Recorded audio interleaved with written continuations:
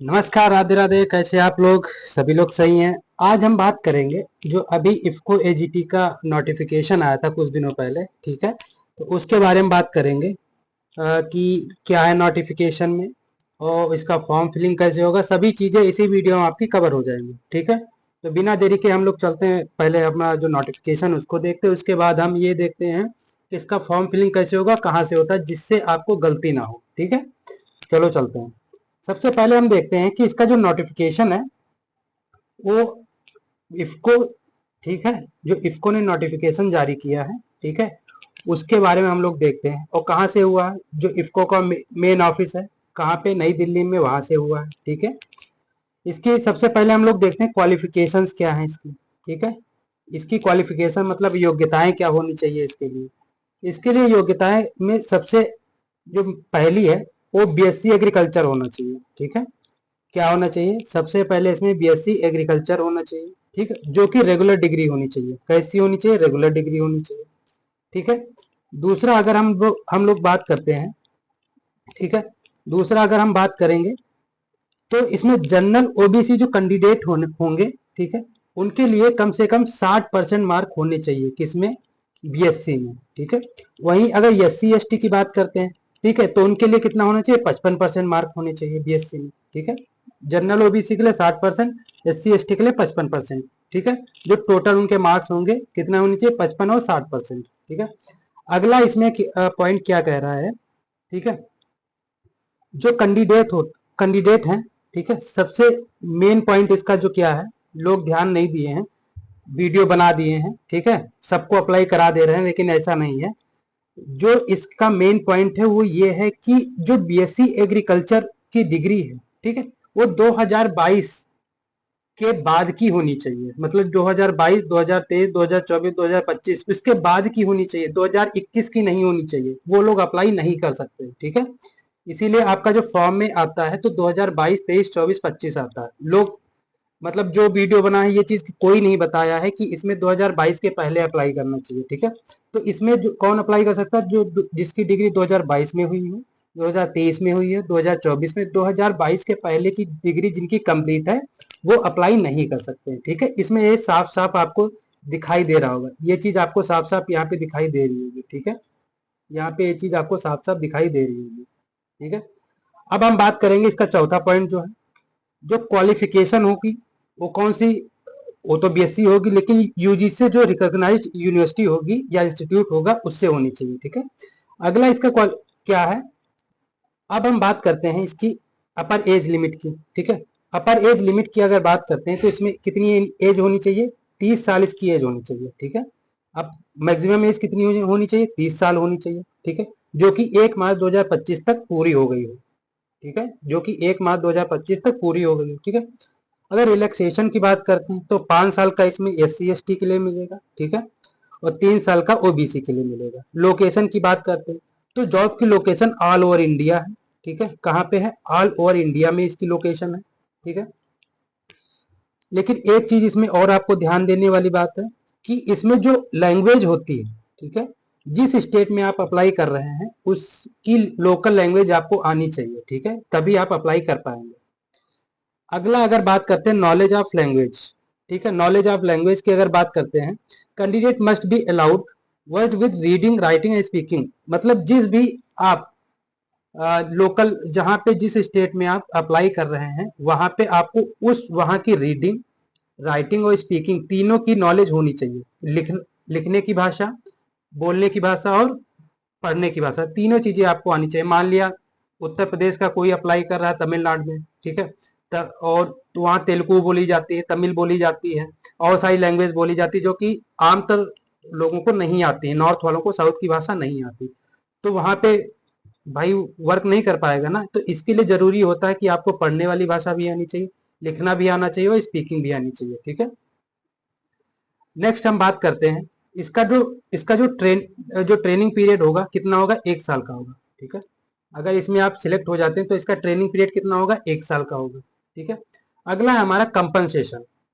क्या है हमारा कंपनसेशन? कितना मिलेगा? ठीक है, रूल के हिसाब से जो प्रेजेंटली कितना है, 33,000 पर मंथ है। कितना है? रूल के हिसाब से 33,000 पर मंथ है कंपनसेशन, ठीक है। वहीं अगर आप सिलेक्ट हो जाते हैं, ठीक है, वहीं अगर आप सिलेक्ट हो जाते हैं, ठीक है, तो उसका जो रेगुलर पे स्केल होगा, ठीक है, बेसिक कितना होगा, 37,000 होगा। बेसिक कितना होगा, 37,000 पर मंथ होगा, ठीक है। और अगर स्केल की बात करें तो 37,000 से 70,000, ठीक है, 37,000 से 70,000 अलाउंस वगैरह जोड़ के सब मिलेगा आपको, ठीक है। बेसिक 37,000 मिलेगा, लेकिन अलाउंस वगैरह सब जोड़ के आपको क्या मिलेगा, एडिशनल चार्ज कितना मिलेगा, 37,000 से 70,000 के बीच में आपको मिलेगा, ठीक है। अगला हम बात करते हैं सर्विस बॉन्ड की। सर्विस बॉन्ड जो होता है, ठीक है, जो जनरल और ओबीसी के लिए है, कितना, जो जनरल और ओबीसी के लिए कितना है, 80,000 का, कितना है, 80,000 का। वहीं एससी और एसटी के लिए की बात करें, ठीक है, तो उसके लिए 20,000 का सर्विस बाउंड है, ठीक है। अगला हम बात करते हैं सिलेक्शन प्रोसीजर क्या होगा। सिलेक्शन प्रोसीजर की अगर हम बात करते हैं तो इसमें हम लोग क्या देखते हैं, सबसे पहले इसमें प्री एग्जाम होगा, जो कि क्या होगा, कंप्यूटर बेस्ड होगा, मतलब सीबीटी होगा। क्या होगा, सीबीटी होगा, कंप्यूटर बेस्ड टेस्ट होगा, ठीक है। नेक्स्ट अगर हम बात करते हैं इसके सेंटर्स कहाँ कहाँ बनेंगे, सेंटर इसके आपको जैसे लिस्ट दी गई है, इसको अगले में देखते हैं। इसके सेंटर की बात करें, जैसे अहमदाबाद में, बेंगलुरु में, दिल्ली में, कोलकाता में, चेन्नई में, लखनऊ में, नागपुर में, मतलब ज्यादातर जो कैपिटल्स हैं स्टेट की, वहां पे इसके सेंटर बनाए जाएंगे, ठीक है। जैसे यहाँ पे यूपी का जैसे लखनऊ हो गया, नागपुर हो गया, गुवाहाटी हो गया, पटना हो गया, रायपुर हो गया, सूरत, वाराणसी, चंडीगढ़, देहरादून, पुणे, ये सारे के सारे सेंटर आपके जो प्री का एग्जाम होगा उसके लिए बनाए जाएंगे, ठीक है।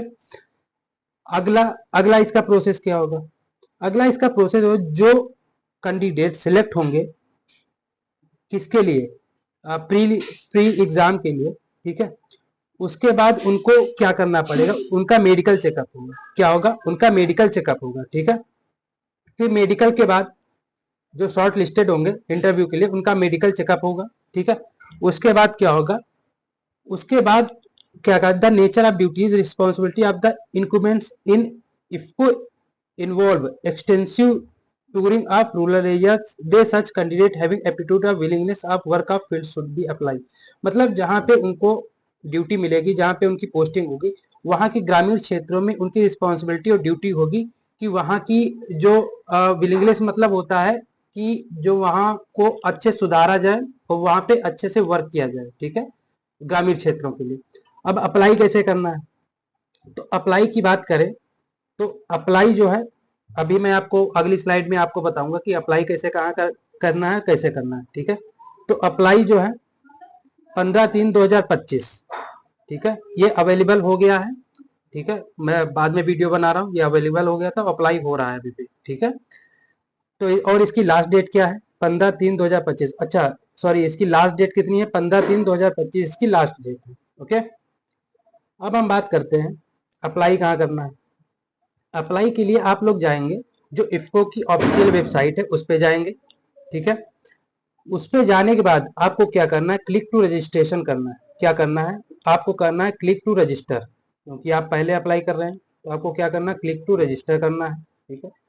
क्लिक टू रजिस्टर करने के बाद, ठीक है, क्लिक टू रजिस्टर करने के बाद आप साइन अप करेंगे। साइन अप के लिए आपको क्या चाहिए, सबसे पहले आपको ईमेल आईडी चाहिए, आप यहाँ पे ईमेल आईडी अपनी डालेंगे, उस अपना अकाउंट का पासवर्ड बनाएंगे, जिससे कि अगर आप दोबारा लॉगिन करना चाहें तो ईमेल आईडी और पासवर्ड डाल के आप लॉगिन कर सकते हैं, ठीक है। आपको अपना पूरा नाम लिखना है, जो कि आपकी 10वीं की मार्कशीट पे होना चाहिए या 10th के सर्टिफिकेट पे होना चाहिए, ठीक है। आपको मोबाइल नंबर प्रोवाइड कराना है और उसी मोबाइल नंबर पे आपको ओटीपी आएगा। जब ओटीपी आएगा तो आप ओटीपी यहाँ पे सबमिट कर देंगे, ठीक है, यहाँ पे ओटीपी सबमिट कर देंगे। उसके बाद वेरीफाई ओटीपी कर देंगे और नीचे यहाँ पे आपको दिख रहा होगा सिंबल, यहाँ पे आपको नेक्स्ट कर देना है, ठीक, क्या कर देना है, नेक्स्ट कर देना, तो आप साइन अप हो जाएंगे, ठीक है। इसके बाद हमें क्या करना है, इसके बाद हम आते हैं फर्स्ट स्टेप में। फर्स्ट स्टेप में आपको क्या करना है, इसमें आपको सबसे पहले नाम लिख, क्योंकि आपने फिल किया हुआ है, आपका आ जाएगा नाम, मोबाइल नंबर भी आपका आ जाएगा, ईमेल भी आ जाएगा। आपको जेंडर चूज करना है, अगर मेल है तो मेल डाल सकते हैं, फीमेल है तो फीमेल डाल सकते हैं, ठीक है। कैटेगरी की बात करते हैं, जनरल है, ओबीसी है, एससी है, एसटी है, तो ये चीजें आपको अपने अकॉर्डिंग डालनी है, ठीक है। फादर नेम यहाँ पे आपको डालना होगा। फादर्स ऑक्यूपेशन, इसमें बिजनेस आता है, ठीक है, गवर्नमेंट आता है या अदर्स आते हैं, तो जिनके फादर फार्मर है वो अदर्स में डाल सकते हैं। जो बिजनेस कर रहे हैं वो बिजनेस में डाल सकते हैं, ठीक है, जो गवर्नमेंट में है वो गवर्नमेंट डाल सकते हैं, ठीक है। मैरिटल स्टेटस में आपको मैरिड आएगा, अनमैरिड आएगा, अदर्स आएगा। तो अगर मैरिड है तो मैरिड लिख सकते हैं, अनमैरिड है तो अनमैरिड लिख सकते हैं, अदर्स हैं तो अदर्स लिख सकते हैं, ठीक है। डेट ऑफ बर्थ, यहाँ पे आपको अपनी डेट ऑफ बर्थ लिखनी है। यहाँ पे आपको एक क्वेश्चन पूछा गया है, son and daughter employees have be access in of IFFCO, मतलब ये कहा जा रहा है कि इसमें एम्प्लॉय तो नहीं है इफको का कोई, ये अगर यस है तो यस करेंगे, नो है तो नो करेंगे, ठीक है। नीचे आपको दिख रहा है जॉब लोकेशन, ठीक है। तो आप जिस भी स्टेट में जॉब करना चाहेंगे यहाँ पे सिलेक्ट करेंगे, उस स्टेट को सिलेक्ट करके यहाँ पे सेव कर देंगे, ठीक है। अगला आपका अगर पैन कार्ड है तो आप पैन कार्ड यहाँ पे प्रोवाइड करा सकते हैं, नहीं है कोई बात नहीं। आपको आधार कार्ड है तो आप आधार कार्ड यहाँ पे प्रोवाइड करा सकते हो, यहाँ पे आपका आधार कार्ड का नंबर पड़ेगा, ठीक है। नीचे यहाँ पे आपको परमानेंट एड्रेस, आपका जो परमानेंट एड्रेस है वो पड़ेगा। यहाँ पे आपको आपका स्टेट चूज करना है, यहाँ पे आपका जनपद या डिस्ट्रिक्ट चूज करना पड़ेगा, ठीक है।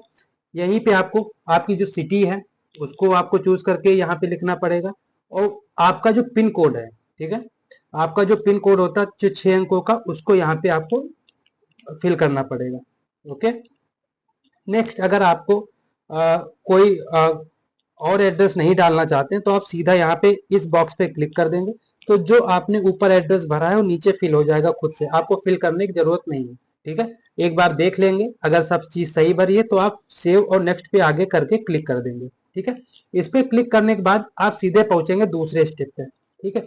दूसरे स्टेप में आपको क्या करना है, जो एजुकेशनल क्वालिफिकेशन की डिटेल है, ठीक है, उसको आपको फिल करना है। सबसे पहले आप उसमें क्या फिल करेंगे, सबसे पहले 12th की जो मार्कशीट है, 12th जो आपने कक्षा 12 किया हुआ उसकी पूरी इंफॉर्मेशन, आपने किस स्ट्रीम से किया हुआ है, आपका बोर्ड क्या था, ठीक है, आपकी सब्जेक्ट क्या थी। सब्जेक्ट में आप 12th की सारी सब्जेक्ट लिख सकते हैं, जैसे हिंदी, इंग्लिश, मैथ, साइंस जो भी होती हैं सारी की सारी सब्जेक्ट लिख सकते हैं, ठीक है।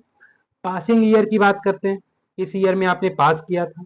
मार्क्स ऑब्टेंड, कितने नंबर आपने पाए, टोटल ऑब्टेंड कितने नंबर के हमारा एग्जाम होता था, और कितना परसेंटेज, ये अपने आप खुद से कैलकुलेट होके आ जाएगा, ठीक है।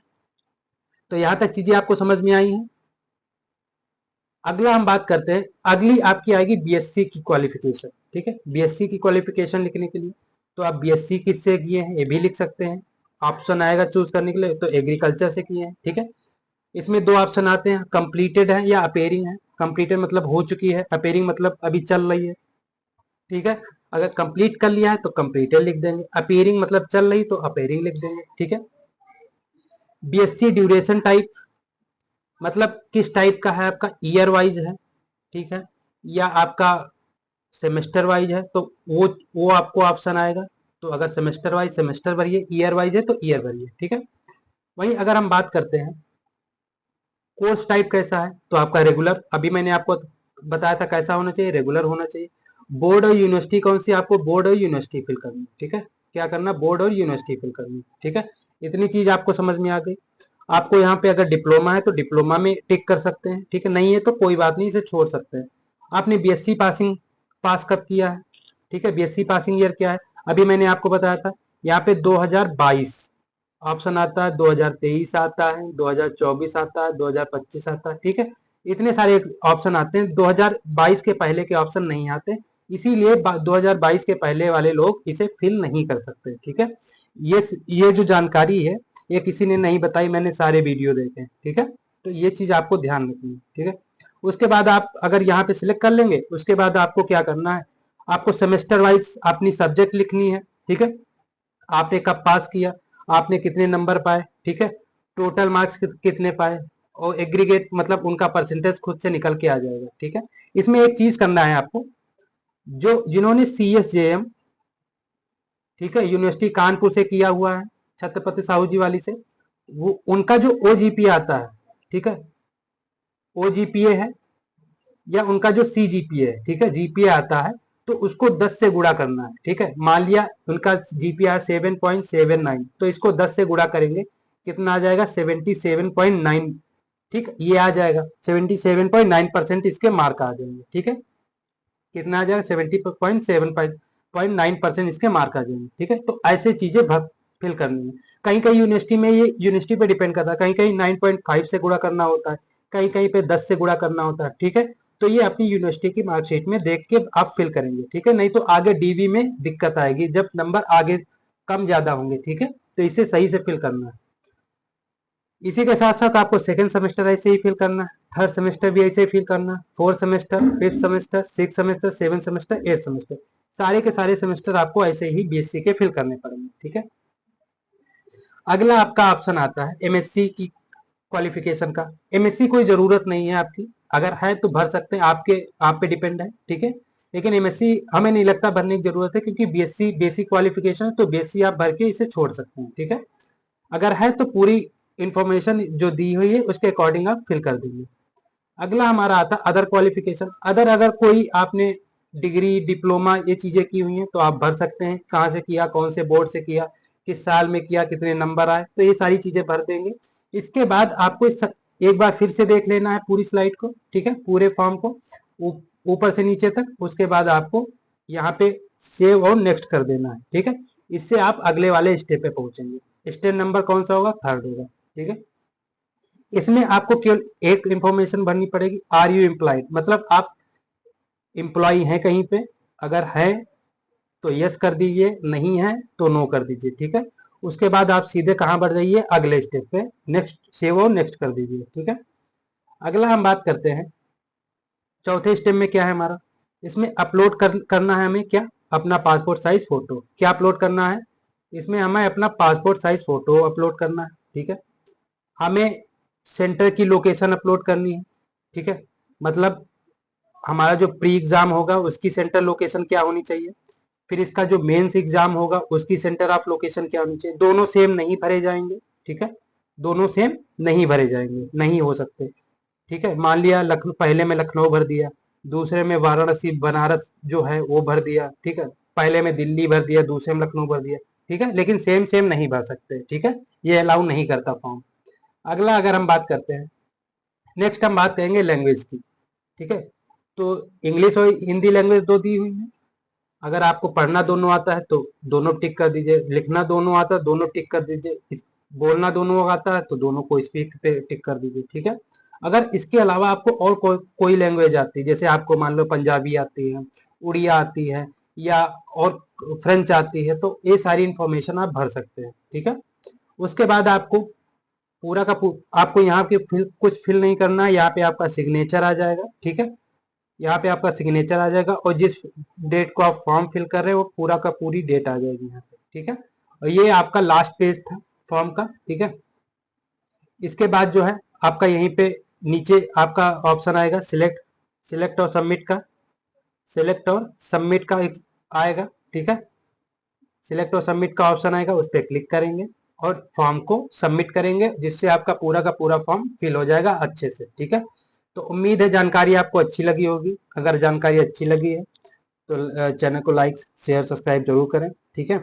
और दूसरी चीज जो हमारी टारगेट सीरीज चल रही है, ठीक है, टारगेट जो सीरीज चल रही है, ठीक है, उसको अटेंड करिए। जो हमारी सुंडा सीरीज है उसे भी अटेंड करिए, क्योंकि बहुत इंपॉर्टेंट है आपके आने वाले एग्जाम के लिए, ठीक है। क्योंकि उसमें हमारा जो नेट का एग्जाम आने वाला है, और हाँ, जो एग्रोनॉमी नेट का एग्जाम है, ठीक है, उसकी भी हमने जो सिलेबस है उसको हमने कंप्लीट करा दिया है। आप उस पर हमारे यूट्यूब चैनल पे जाके उसको देख सकते हैं, ठीक है। तो मिलते हैं हमारे जो टारगेट सीरीज है उसके वीडियो में, तब तक के लिए धन्यवाद।